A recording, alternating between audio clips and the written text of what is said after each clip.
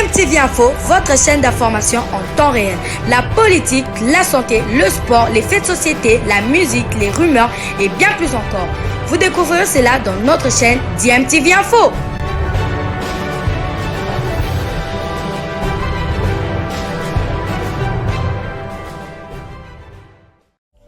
Vous êtes sur DMTV, bonjour ou bonsoir, tout dépend de l'heure à laquelle vous nous suivez. Tout plaisir est pour nous de vous retrouver, mais surtout de savoir que vous êtes nombreux en train de suivre votre chaîne YouTube DMTV. DMTV qui vous propose l'actualité, vous propose également des analyses et des réflexions sur des sujets d'actualité, sur des faits sociaux, tout simplement sur des réalités que nous observons ici chez nous en République démocratique du Congo. Éliminatoire de la Coupe d'Afrique des Nations Côte d'Ivoire 2023, les 4 chapeaux du tirage sont connus. En attendant la date officielle du tirage au sort, la Confédération africaine de football a dévoilé les chapeaux des éliminatoires de la prochaine édition de la Coupe d'Afrique des Nations prévue en Côte d'Ivoire du 23 juin au 23 juillet 2023, à laquelle 48 sélections en lice ont ici été réparties en 4 chapeaux basés sur le dernier classement FIFA du mois de mars. Chapeau 1, Sénégal, Maroc, Nigeria,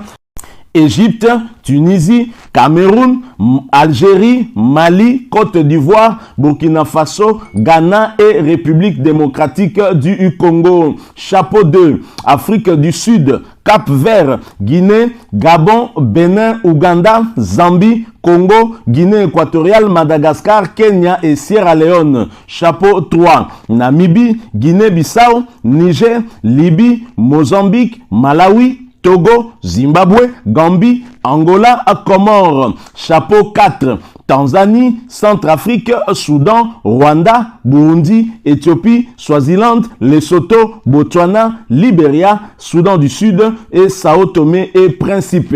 Voici donc les 4 chapeaux avant un tirage bien évidemment. Et ces 4 chapeaux constitués de 48 sélections. Et à la fin, on va constituer 12 groupes de 4 pays. Alors, quels sont les adversaires potentiels de la République démocratique du Congo?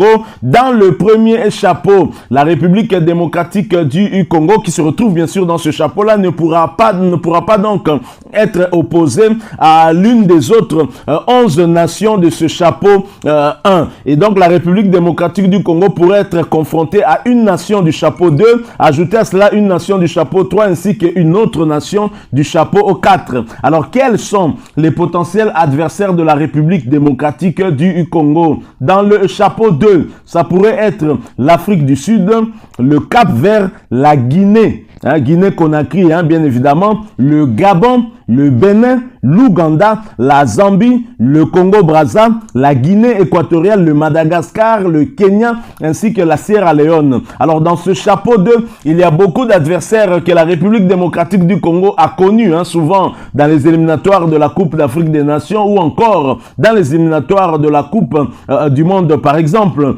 Aussi bien l'Afrique du Sud qui est un adversaire de taille. Nous avons également le Cap-Vert, Cap-Vert qui a bien évidemment amélioré son football. Il y a la Guinée Conakry aussi et le Gabon qui faisait partie du dernier groupe qui nous a d'ailleurs éliminé, rappelez-vous, 1 but partout ici et 3-0 à Franceville.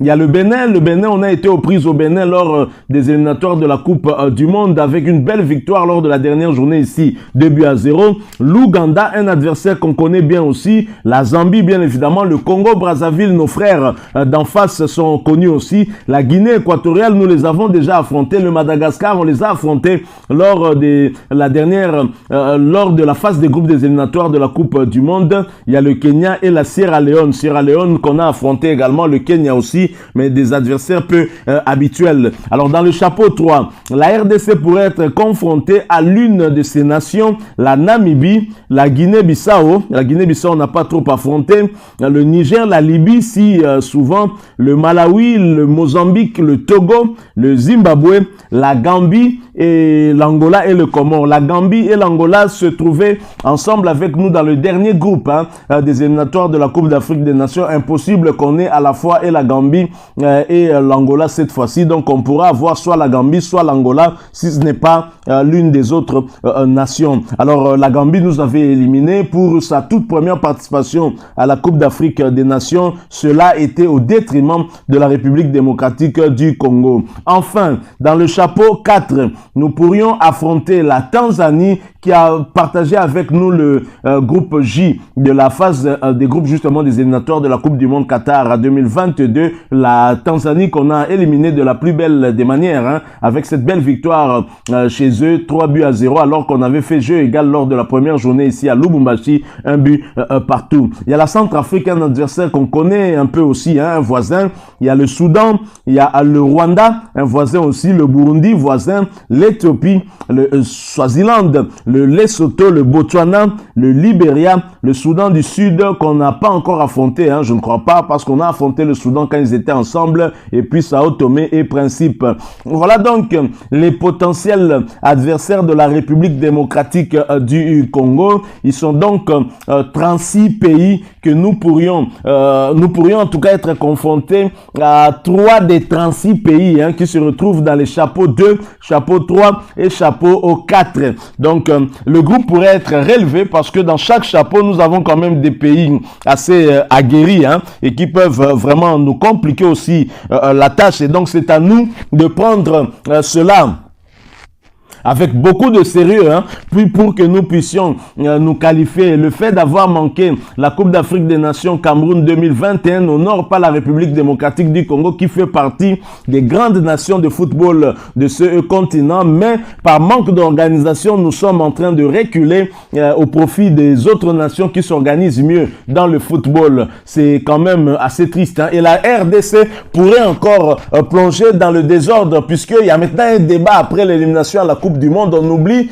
qu'Hector Roll Cooper n'a pas eu suffisamment de temps pour bâtir une équipe. C'est vrai qu'il y a des choses à lui reprocher, mais est-ce que c'est dans notre intérêt de changer d'entraîneur à 1 mois et demi du début des éliminatoires de la CAN Côte d'Ivoire 2023? C'est une question que je me pose. Vous allez mettre qui? Les Guillaume Ilunga. Vous allez mettre les Guillaume Ilunga ensemble avec les Santos Moutoubilé pour avoir quel résultat? Je ne sais pas. Un collège d'entraîneurs, bon, peut-être qu'il pourrait aussi faire un bon travail. On ne minimise pas, mais personnellement, Guillaume Ilunga ne m'a jamais convaincu. D'ailleurs, trop souvent, dans les équipes qu'il prend en charge, il a toujours souvent été chassé. On résilie le contrat parce que il y a toujours un manque criant des résultats. Donc, c'était un théoricien qui nous donne des théories à longueur de journée dans des émissions de Kaboul au Mola Kaboulo ou même lors des commentaires des matchs. Il nous donne tout le temps des théories, mais des théories qu'il a lui-même du mal à appliquer lorsqu'il est entraîneur ou lorsqu'on le place à la tête d'une équipe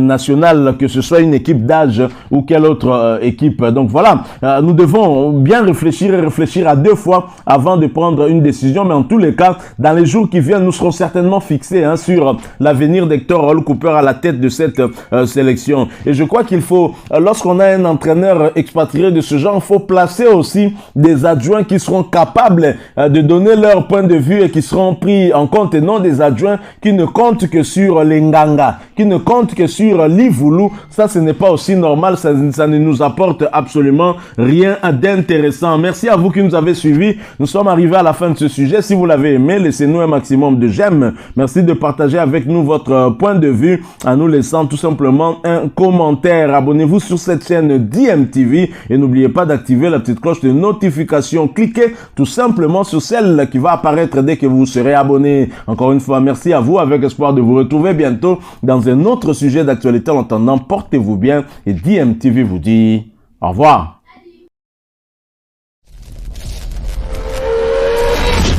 Bilile le kamalo bana ebele.